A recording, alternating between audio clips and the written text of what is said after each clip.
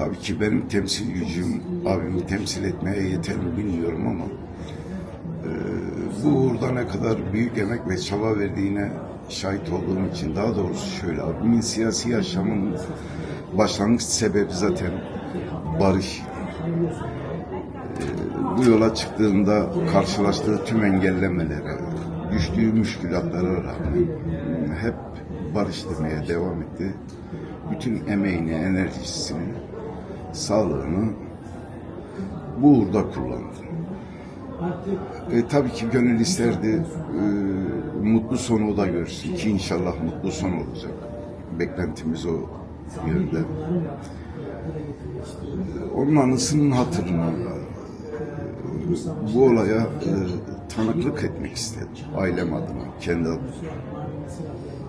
İnanılmaz bir duygu yoğunluğu var bugün. Hani biraz sevinç, biraz hüzün. Fakat karşılaştığım ve gördüğüm ciddiyet ve samimiyet abimin de fıtratına uygun bir şekilde o hayalini kurduğu barışın mutlak gerçekleşeceği yönü. Buna inanıyoruz. Bugün o ciddiyet ve samimiyeti ben gördüm orada. Bu girişimin kalıcı olmasının sağlanması gerekiyor. Yani abimin tabiriyle altının doldurulması gerekiyor. Oysa gördük ki barış ne kadar da kolay bir şeymiş, ne kadar da basit bir şeymiş. Bir çırpıda oluveriyormuş.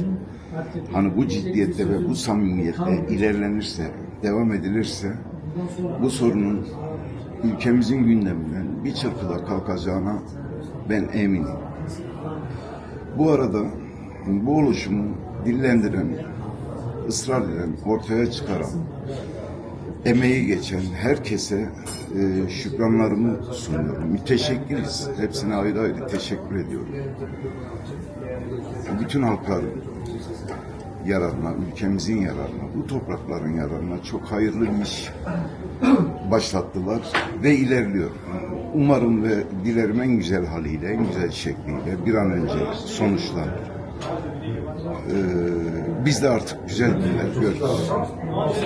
Bu topraklarda bir bahar görsün. Umudum, dileğim. Çok teşekkür ederim. Rica ederim. Ben teşekkür ederim.